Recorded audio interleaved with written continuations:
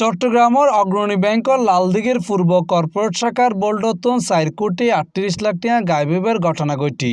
বান্ডিলের উড়ে 1000 টিয়ার নোট রাহিয়ারে ভিতরে 100 টিয়ার নোট ঢুকাইয়ারে টিয়ার পরিমাণে পরিবর্তন করাই বলে মামলার এজাহারত উল্লেখ করা হয়।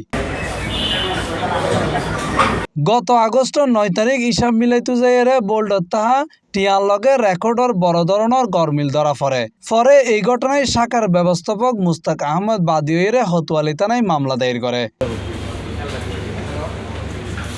মামলায় ক্যাশ ইনচার্জ মোহাম্মদ কামরুল ইসলাম ও ব্যবসায়ী জাফরুল্লাহ তানভীর সহ অজ্ঞাতনামা কয়েকজনের আসামি করা হয়। পুলিশ 2 জনের গ্রেফতার করছি।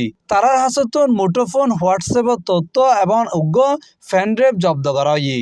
এই ঘটনায় 3 জন কর্মকর্তারে বরখাস্ত করাই বলে জানা গিয়ে। এই ঘটনায় গ্রাহকসকল ব্যাংকের নিরাপত্তা লয়ের প্রশ্ন তুললি। আমরা তো অগ্রণী ব্যাংকের আপনার লং টাইম 15 বছরের গ্রাহক। এই ক্ষেত্রে আমরা কখনো এই প্রবলেমটা ফেস করিনি এবং অ্যাজ এ সরকারি ব্যাংক হিসাবে এখানে রেসপন্সিবিলিটি সরকারের, এই জন্য আমরা এটা নিয়ে আপনার মোটেই চিন্তিত না। যারা অপরাধ করছে ওরা যেহেতু গ্রেপ্তার হয়েছে, আইনের আওতায় আসছে, আমরা আশা করব দ্রুত ওদেরকে আইনের আওতায় নিয়ে বিচার কাজ সম্পূর্ণ করা উচিত। দীর্ঘায়িত না করে অল্প সময়ের মধ্যে বিচার সম্পূর্ণ হলে তাহলে গ্রাহকরা আরও নিশ্চিত থাকবে এবং গ্রাহকরা উৎসাহিত হবে।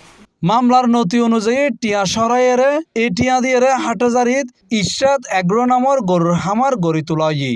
এই ঘটনায় আরও কেউ জড়িত আছে কিনা তা তদন্ত করে পুলিশ। C+ TV Chittagong.